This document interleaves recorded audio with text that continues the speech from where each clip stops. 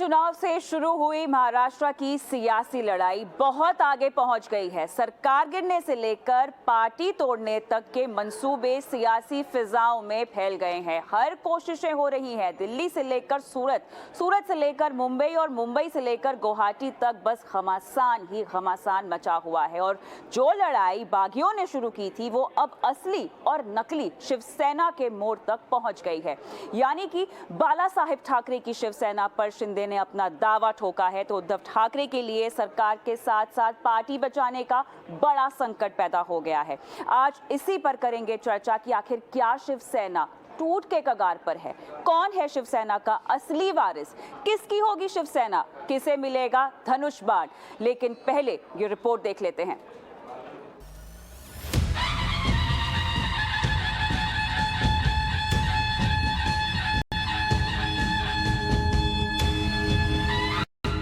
महाराष्ट्र की राजनीति में मची उथल पुथल अब असली और नकली शिवसेना की बहस तक पहुंच गई।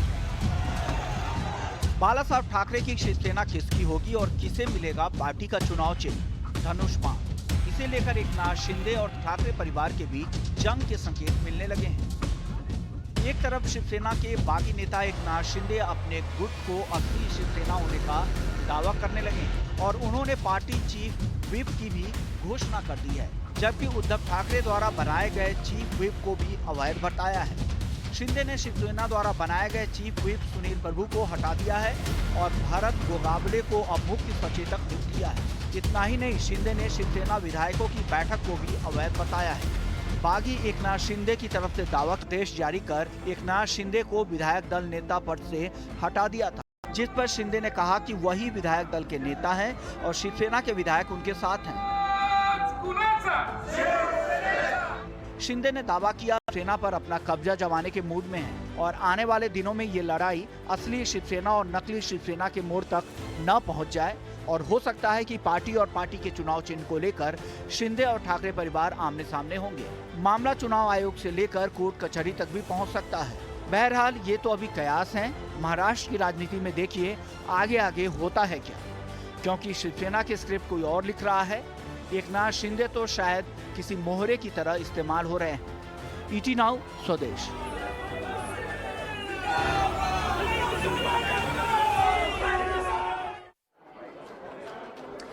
असली शिवसेना कौन सी और नकली शिवसेना कौन सी, इस पर हम विस्तार से बात करेंगे। तमाम आंकड़े क्या कहते हैं पार्टी को बचाने के लिहाज से, सरकार को बचाने के लिहाज से, पूरे समीकरण को समझेंगे। हमारे साथ खास मेहमान भी जुड़ गए हैं, सतीश कुमार सिंह वरिष्ठ पत्रकार, विराग गुप्ता संवैधानिक विशेषज्ञ। आप दोनों का स्वागत है हमारी इस खास पेशकश में। तो विराग जी, आपके पास आऊंगी सबसे पहले, क्योंकि नंबरों का जो खेल लगातार बदल रहा है और सुबह से हम देख रहे हैं पूरी तरह से कहानी पलट चुकी है। केवल सरकार बचाने की बात नहीं है, अब तो पार्टी की प्रतिष्ठा की बात है जो बाला साहेब ठाकरे ने शुरू की थी, उस हिंदुत्व की बात है जिसको शिवसेना लगातार बचाने की कोशिश करता आया है, उस पर अमल करने की कोशिश करता आया है।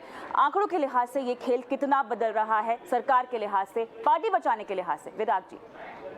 देखिए, आंकड़े, राजनीति और बाकी समीकरण, इन सारी बातों पे ये फ्लक्चुएट कर रहे हैं, इवॉल्व कर रहे हैं। पर अगर मोटे तौर पे देखें तो इस पूरे मामले में अगले कुछ दिनों में संविधान की जो 5 संस्थाएं हैं वो आने वाले समय में उनकी कसौटी आएगी और उनका रोल आएगा। तो इसमें वहां पे जो डिप्टी स्पीकर हैं उनका रोल आएगा, गवर्नर का रोल आएगा। गवर्नर का रोल 2 तरह से आएगा, एक केंद्र सरकार के प्रतिनिधि के नाते, राष्ट्रपति के प्रतिनिधि के नाते, दूसरा वहां पर जो वो मंत्रिमंडल की सलाह से काम करते हैं। और 2 और संस्थाएं हैं, चुनाव आयोग और सुप्रीम कोर्ट। पर इन सारी चीजों से परे एक जो महत्वपूर्ण चीज है, क्योंकि आप बिजनेस चैनल हैं और उसको लोगों को समझना जरूरी है कि कंपनियों के लिए या दूसरे निजी क्षेत्र के लिए नियमन के लिए रिजर्व बैंक होता है, कंपटीशन कमीशन होता है, या जो सेबी जैसी संस्थाएं होती हैं। लेकिन राजनीतिक दलों के नियमन के लिए जो संगठित तौर पे इस तरीके के जो कारोबार होते हैं, संगठित तौर पे दल बदल होते हैं। और हम बात करते हैं परिवारवाद की, हम बात करते हैं धनबल की, हम बात करते हैं राजनीति के अपराधीकरण की। लेकिन जब संविधान को देखते हैं तो संविधान वी द पीपुल है। तो भारत की जनता के लिए संविधान बना गया है और ये जनप्रतिनिधि संविधान की भावनाओं के अनुरूप लोगों का प्रतिनिधित्व करते हैं। और जब ये बाड़े में बंद होते हैं किसी भी दल के लिए, कहीं से भी इधर उधर जाते हैं, तो उनके लिए कोई रेगुलेटर नहीं है। चुनाव आयोग चुनाव कराने के बाद उसकी शांत हो जाता है या नए घटक को मान्यता देने के बाद। तो मुझे लग रहा है कि लोकतंत्र को और जनता को वो करने के लिए इन राजनीतिक दलों में जो आपस में संगठित तौर पर जो दल बदल होता है और जो खरीद फरोख्त होती है, हॉर्स ट्रेडिंग होती है, मुझे लग रहा है कि लोकतंत्र के लिए बहुत बड़ा खतरा है। ये किसी दलों का नहीं है, ये सारे दलों का हिस्सा है और इस पर सुप्रीम कोर्ट को और संसद को, इन सारे लोगों को बैठकर गंभीरता से बात करने की, समझने की जरूरत है कि अगर विधायकों का पर दलों का भरोसा नहीं है, राजनीतिक दल अपने विधायक पर भरोसा नहीं करते हैं, तो फिर जनता कैसे भरोसा करे उन पर? बिल्कुल। मेरे ख्याल से विराट जी उस समझाइश पे ज़्यादा हमको फोकस करके बताएं कि आगे चलकर जो रोल लोगों के आने वाले हैं, जो आपने बताया कि गवर्नर का रोल होगा। अब हमने देखा कि सुबह से डिप्टी स्पीकर साहब भी कुछ कमेंट्स देते आ रहे हैं। अब किस तरह से जो पूरी गेंद है इनके पाले में जाती हुई दिखाई देगी और कैसे समीकरण बदलेगा, इसकी थोड़ी जानकारी दे दीजिए विराट जी। नहीं, देखिए इसमें ऐसे पहले नंबर पर ये होगा कि या तो शिवसेना वाले जो विधायक जो छोड़ के चले गए हैं उसकी औपचारिक तौर पर उसकी शिकायत दर्ज कराएं डिप्टी स्पीकर के पास कि ये लोग पार्टी को छोड़कर चले गए हैं और इन्हें जो है अयोग्य घोषित कर दिया जाए।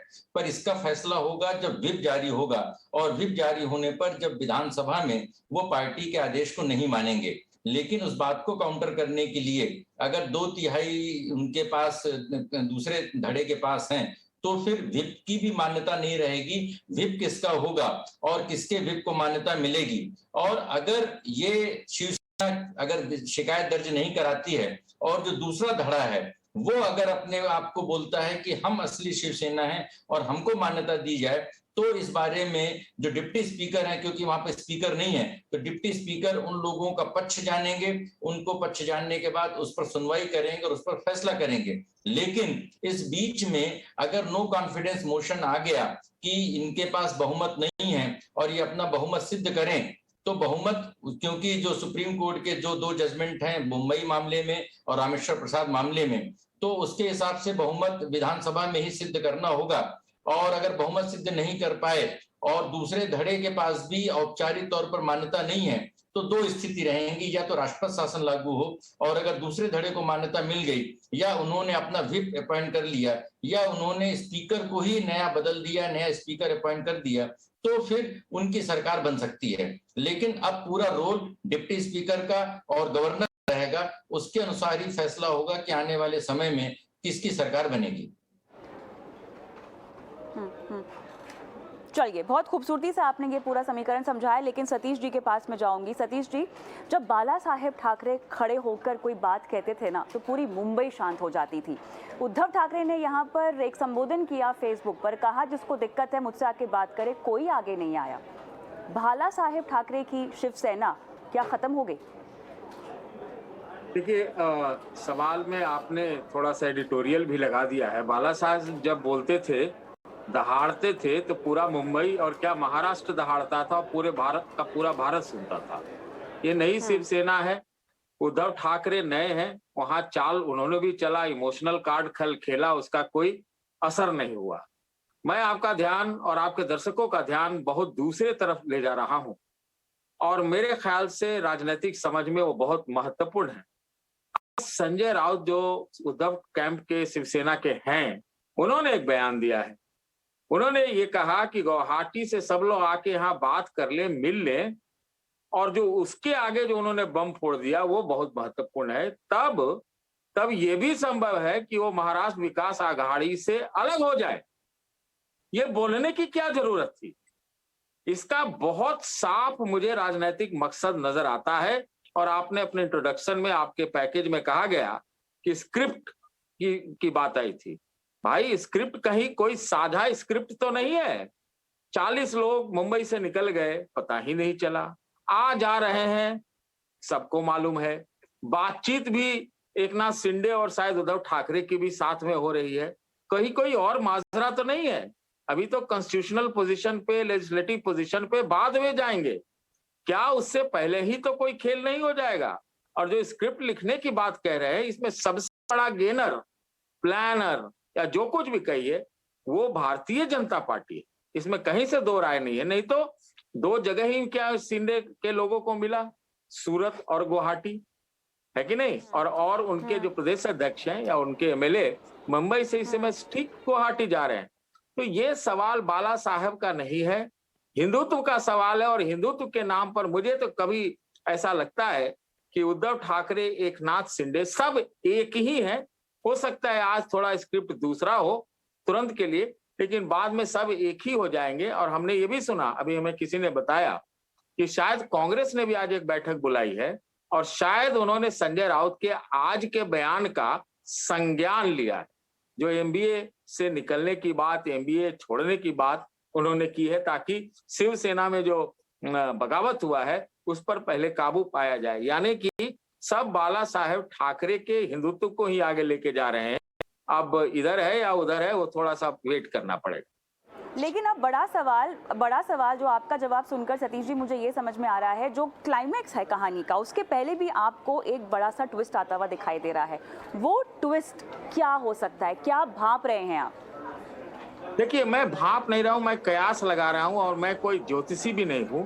लेकिन पॉलिटिकल जो इंटरप्रिटेशन होता है वो मेरे ख्याल से ऐसे ही होता है, बिना जानकारी के भी होता है। मुझे ये क्यों न क्यों लगता है कि आज न कल शिंदे और उद्धव एक हो जाएंगे। और ये भी हो जाएगा कि हो सकता है कि भारतीय जनता पार्टी और उद्धव में एक समझौता हो जाए, जो चीफ मिनिस्टर बने या जो हो। ये उस पर थोड़ा सा पहले फंसा था मामला, फडणवीस और उद्धव ठाकरे के बीच ईगो क्लैश हुआ था। उनकी तरफ से आती हुई ये शर्त उनकी आती हुई दिखाई दे रही है कि अगर आप ये गठबंधन तोड़ दें तब हम आके आपसे बात करेंगे। तो इसी के चलते आप कह रहे हैं कि ऐसा हो सकता है? देखिए, वो क्या कह रहे हैं, या तो संजय राउत भी रेबेल कैंप में चले जा चुके हैं, नहीं तो ये बड़ी अंडरस्टैंडिंग से कोई भाषा बोल रहे हैं। ऐसा कोई साधारण रूप से नहीं बोलता है। ये मुझे लगता है, और मंजे हुए खिलाड़ी हैं, बहुत लंबे समय से पॉलिटिक्स में हैं। कोई ऐसे बोल देगा कि आप रेबेल हैं और आप गुवाहाटी में भारतीय जनता पार्टी के रूल्ड स्टेट में आप जाके ठहरे हुए हैं, और शिवसेना की अंदरूनी जो समस्या है, रेबेलियन है, उसके लिए हम कुछ भी करने को तैयार हो, भले ही एमबीए से निकलना हो। ये कोई साधारण वाक्य या साधारण बयान नहीं है। या तो वो भी एकनाथ शिंदे के कैंप में चले गए हैं, या फिर ये पूरी जो आपसी अंडरस्टैंडिंग है, जो साझा स्क्रिप्ट है, उसकी बात बोल रहे हैं। ये राजनीतिक दृष्टि से बड़ा महत्वपूर्ण है। संजय राउत जी बागियों के कैंप पे चले जाएं सतीश जी, तब भी ताजुब नहीं होगा, क्योंकि कहीं ना कहीं अब जो उद्धव के साथ जितने भी एमएलए हैं उनको अपने भविष्य के बारे में तो सोचना ही है ना। तो ये ताजुब वाली बात नहीं होगी अगर वो बागियों के कैंप में भी चले जाएं। यहाँ पर यह है कि अगर ये महाविकास आघाड़ी का जो गठबंधन है वो टूट जाता है तो सरकार का समीकरण क्या बनेगा? सरकार तो ये गई हुई है, आप इसकी सरकार का मत सोचिए। सरकार का समीकरण, और मैं इस सारी चीजों में बोलना भी नहीं चाहता, वो गई हुई है। नंबर तो गुवाहाटी में दिख रहा है, थोड़ी ना दिख रहा है मुंबई के अंदर। और संजय राउत का जहां तक बात की कि अभी तक तो वो उद्धव कैंप में दिख रहे हैं, अगर वो कैंप है तो, और वो अभी तक मुंबई में है, तो मैं मानूंगा कि अभी भी वो मुंबई की भाषा बोल रहे हैं। हो सकता था कि वो अगर रेबेल कैंप में जाना था तो गुवाहाटी चले जाते, गुवाहाटी से प्रेस कॉन्फ्रेंस करते या ट्वीट करते। हाँ, तो अब यहाँ पर बीजेपी का रोल आपको कहाँ आता हुआ दिखाई दे रहा है? मान लेते हैं कि अगर ये गठबंधन, जैसे कि आपने लगाया कि बीजेपी इस पूरे जो महाराष्ट्र का महाभारत है उसकी पूरी स्क्रिप्ट में बीजेपी की अहम भूमिका है। पहले हालांकि बड़े नेता उनके कुछ नहीं बोल रहे हैं, मिस्टीरियस साइलेंस है इस बार, लेकिन सूरत और गुवाहाटी का चॉइस ऐसे नहीं होता है।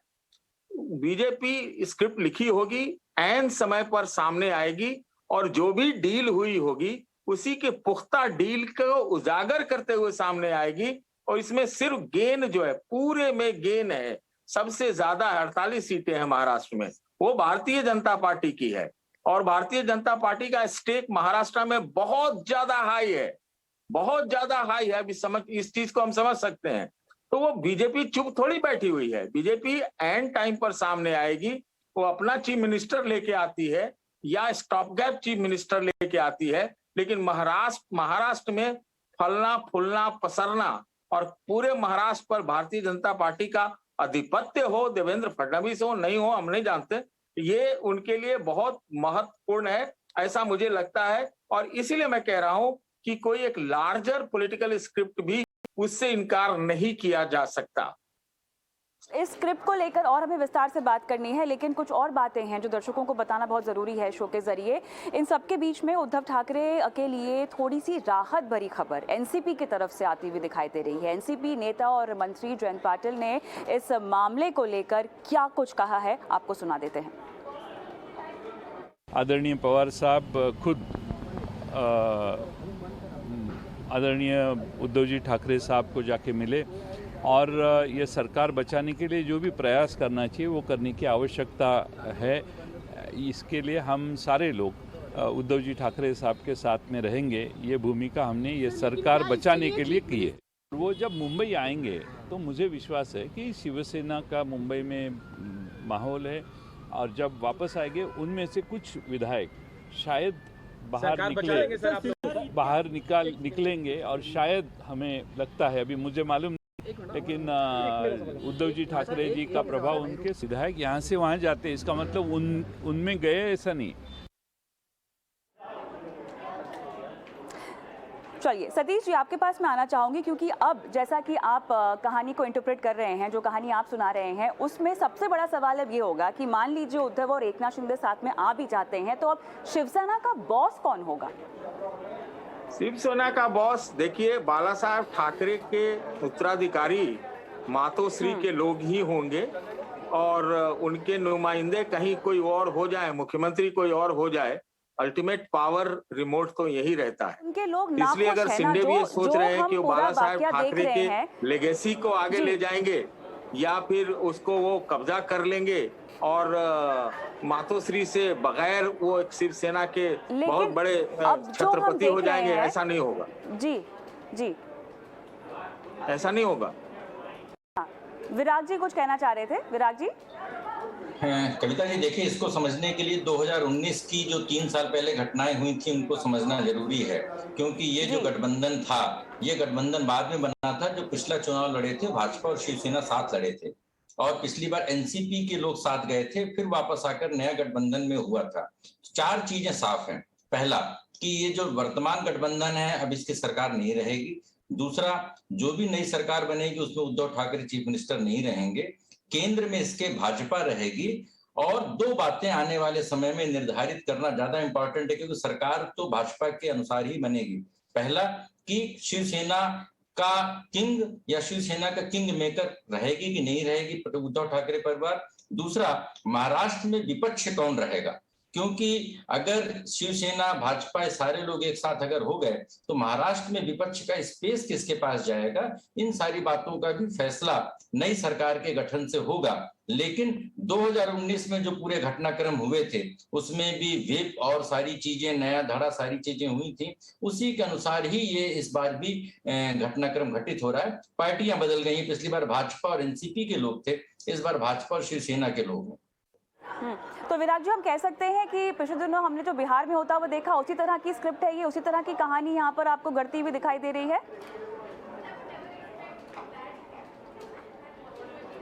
विराट जी मुझसे पूछ रहे हैं? जी जी,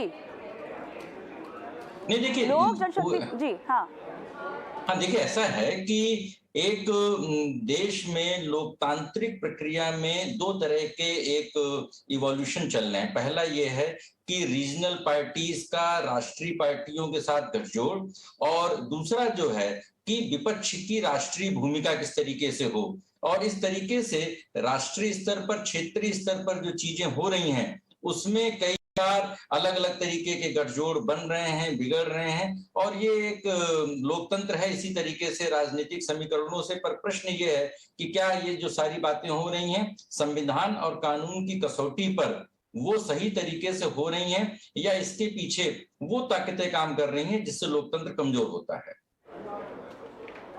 सतीश जी, आपसे अब सवाल ये है कि अब दोनों ने अपनी अपनी ओर से विप जारी कर दी है। किसकी विप हम सही मानेंगे, किसके मायने ज्यादा होंगे? ये मैं नहीं कह सकता, ये तो डिप्टी स्पीकर तय करेंगे और ये मामला आज न कल कोर्ट में जाएगा ही, सुप्रीम कोर्ट में ही जाता है अमूमन, तो वो लोग तय करेंगे, कोर्ट वाले तय करेंगे। कोठी तय करेगा। और सबको देखिए, बार बार पूरे इतिहास में आप देख क्या लीजिए, चीजें तय करेगा, क्या क्या चीजें कंसिडर करेगा विराग जी, ये बताने से पहले क्या क्या कंसिडरेशन होगी कोर्ट की तरफ से? इसमें एक बात सीधी ये समझ में आ रही है कि औपचारिक तौर पर भले ही नहीं, लेकिन अनौपचारिक तौर पर चीफ मिनिस्टर ने अपना जो पद है सरेंडर कर दिया है प्रतीकात्मक तौर से कल घर खाली करके। तो अब मुख्यमंत्री जब भले ही नहीं बोल रहे हैं, लेकिन वो मुख्यमंत्री आज की तारीख में अपने आप को नहीं मानते हैं, तो यह मैं एक संवैधानिक संकट के तौर पर देखता हूं। इस तरह का संवैधानिक संकट जब आता है कि राज्य में मुख्यमंत्री नहीं है और विधायक बाहर हैं, मंत्री बाहर हैं, इसका मतलब ये है कि राज्य में एक संवैधानिक संकट है। इस संवैधानिक संकट में दो बातें आती हैं। पहला, गवर्नर रिपोर्ट लगाकर राष्ट्रपति शासन वहां पर लगाने की अनुशंसा करें। दूसरा, इनसे बहुमत साबित करने के लिए बोलें। और मुझे लग रहा है कि उससे बड़ी चीज ये हो जाएगी कि जो नए धड़े के साथ भाजपा के साथ उनके जो नेता हैं, उस नेता को वो मुख्यमंत्री पद का शपथ ग्रहण करने के लिए बोलें और एक निश्चित समय के भीतर विधानसभा में बहुमत साबित करने के लिए बोलेंगे। और जब उनके हाथ में मुख्यमंत्री पद आ जाएगा तो बाकी भी जो प्रक्रिया है, वो जो बैरियर्स हैं, जो डिप्टी स्पीकर का बैरियर है या गुट की मान्यता के बैरियर हैं या विधानसभा में बहुमत साबित करने के बैरियर्स हैं, वो सत्ता हाथ में आने के बाद वो बैरियर्स खत्म हो जाएंगे। ऐसा मैं मानता हूँ। संवैधानिक और कानूनी लड़ाई पैरेलली चलती रहेगी। तो राष्ट्रपति शासन के कितने आसार विराग जी आपको लग रहे हैं? नहीं, राष्ट्रपति शासन अगर लगेगा भी तो राष्ट्रपति शासन लगने में जो सुप्रीम कोर्ट के कई मामलों में जो जजमेंट्स हैं, उसके हिसाब से राष्ट्रपति शासन लगाने के पहले बहुमत साबित करने के लिए विधानसभा में अगर मुख्यमंत्री बोलते हैं कि हमारे पास बहुमत है, अगर मुख्यमंत्री बोलते हैं कि बहुमत नहीं है, तो राष्ट्रपति शासन लागू करने में कोई दिक्कत नहीं है। लेकिन अगर उद्धव ठाकरे बोलते हैं कि उनके पास बहुमत है और उनको बहुमत साबित करने के लिए मौका दिया जाना चाहिए, तो वहां पर फिर परिस्थितियां पैदा होंगी, क्योंकि सरकार उद्धव ठाकरे की है, मुख्यमंत्री के नाते पुलिस और प्रशासन अधीन है। तो जो गुवाहाटी के विधायक हैं वो बंबई में, मुंबई में कैसे आए, उनका कैसे विधानसभा में उनकी एंट्री हो और किस तरीके से स्वतंत्र और निष्पक्ष तरीके से विधानसभा की कार्रवाई संपादित हो, इन सारी बातों में सुप्रीम कोर्ट में मामला जब अगर जाएगा तो उसमें फिर अलग अलग तरीके की गाइडलाइंस की किस तरीके से निष्पक्ष वातावरण में पूरी प्रोसीडिंग्स हो, कैसे उसमें वहां पर स्पीकर का रोल हो, किस तरीके से लाइव टेलीकास्ट या उसके रिकॉर्डिंग हो, इन सारी बातों पे, छोटी छोटी बातों पे हो सकता है कि न्यायिक इंटरवेंशन हो जाए। सतीश जी, अगर 2 मिनट के लिए मान ले कि इस पूरी कहानी के स्क्रिप्ट राइटर अगर उद्धव ठाकरे ही हैं, वो ऐसा क्यों करेंगे, क्या मंशा? देखिए, मैं दोनों बातें कहूंगा। एक तो मंशा ये हो सकती है कि हिंदुत्व के आधार पर 2.5 साल सरकार चल पड़ी और इनके आपस में कुछ मतैक्य में दिक्कत आ रही थी, तो उनको लगता होगा कि शिवसेना के एग्जिस्टेंस के लिए अभी बीएमसी चुनाव भी होने वाला है, तो शायद हिंदुत्व या फिर बीजेपी शिवसेना जो पारंपरिक गठबंधन रहा है वो काम आएगा। शायद उनको अपने शिवसेना के भविष्य की चिंता हो। ये एक कारण ये हो सकता है जो हिंदुत्व का फैक्टर है। बीजेपी बहुत आक्रामक है, इसमें कहीं से दो राय नहीं है। उसमें कहीं उनको ये लगता हो कि कहीं इस आंधी में वो शिवसेना बर्बाद ना हो जाए। ये एक इंटरप्रिटेशन हो सकता है। मैं दूसरी बात भी कहना चाहता हूं कि देखिए, अभी ये कहा गया कि इनको एकनाथ शिंदे को गवर्नर बुला सकते हैं। अभी तो गवर्नर के पास ये स्टेक क्लेम करेंगे, उसमें कई पेच हैं। क्या उद्धव ठाकरे इस्तीफा देंगे? इस्तीफा नहीं दिया तो क्या होगा? ऐसे तो बुला नहीं सकते, और स्टेक क्लेम कर भी दे तो भी नहीं बुला सकते। कि भी कैसे प्रूव होगा जब लोग विधानसभा का ही पटल महत्वपूर्ण है, तो वहां तय हो ना कि कॉन्फिडेंस वोट हुआ या नो कॉन्फिडेंस वोट हुआ, तभी के तय होगा, तभी किसी को बुलाया जा सकता है। अभी की स्थिति में किसी को बुलाना, या कोई अभी तो राजभवन पहुंचा भी नहीं है, शायद राज्यपाल जी बीमार हैं, तो ये अभी तो कुछ नहीं है। अभी थोड़ा वेट एंड वॉच वहां पे रहेगा। इसीलिए मैं बार बार क्यों ना क्यों मेरे दिमाग में ये बात आ रही है कि भाई अंत में देखिए पॉलिटिशियंस क्या करते हैं, पॉलिटिकल पार्टीज क्या करती है, किसी चीज का जस्टिफिकेशन देने में उनको वो अपने परिस्थितियों के हिसाब से दे देते। कहेंगे कि जी अपने घर वाले थे, घर वापसी हो गई, हम लोग भी भटक गए थे एमबीए के चक्कर में, कुछ भी कह के आप हिंदुत्व फोल्ड में या बीजेपी के साथ आ सकते हैं। तो ये तो कोई बड़ी चीज नहीं है। भाई आप इसी महाराष्ट्र में बहुत समय नहीं हुआ जब एक डिप्टी चीफ मिनिस्टर 2 सरकारों में, अभी भी जो डिप्टी चीफ मिनिस्टर हैं वो बीजेपी के फडणवीस सरकार में भी डिप्टी चीफ मिनिस्टर हो गए थे ना, फिर कुछ दिन के बाद इसी सरकार एनडीए सरकार में डिप्टी चीफ मिनिस्टर हो गए। फिर पॉलिटिक्स में तो कुछ भी होता है, पॉलिटिक्स कुछ भी होता है, सही कहा आपने। तो यहाँ पर लेकिन सरकार से ज्यादा अब बात है कि पार्टी कैसे बचाई जाए, असली शिवसेना किसकी होगी, नकली शिवसेना कौन सी होगी। बहरहाल बहुत बहुत धन्यवाद आप दोनों का इस खास पेशकश में आज शामिल होने के लिए। और जाते जाते महाराष्ट्र कांग्रेस अध्यक्ष नाना पटोले ने कहा है कि महाआघाड़ी उद्धव की अगुवाई में एकजुट है। शिवनामी मिश्रा ने उनसे बात की। सर सीधे सीधे सवाल है, क्या चल रहा है महाराष्ट्र में, क्या होने वाला है महाराष्ट्र का? केंद्र में बैठी हुई बीजेपी की सरकार ने सोची समझी चाल के आधार पर ईडी का डर बताकर जो खेल खेला गया है, जो अग्निपथ पर महाराष्ट्र को लेके आए हैं, उसी का परिणाम महाराष्ट्र की जनता भुगत रही है। बीजेपी को कोई भी हालत में सत्ता चाहिए। जिस दिन अंधेरे की सरकार जब गिरी और हमारे नेता सोनिया जी के पास उद्धव जी हो या शरद पवार जी हो जब गए और जो एक कॉमन मिनिमम प्रोग्राम बनाकर सोनिया जी ने इस सरकार को सपोर्ट करने का निर्णय लिया बीजेपी को सत्ता में दूर रखने के लिए, और जो स्थिति आज महाराष्ट्र में बनी है, ईडी का डर बताकर कुछ मंत्रियों को तोड़ने का जो कोशिश शिवसेना की गई है, उसी के आधार पर यह सत्ता संघर्ष बना हुआ है।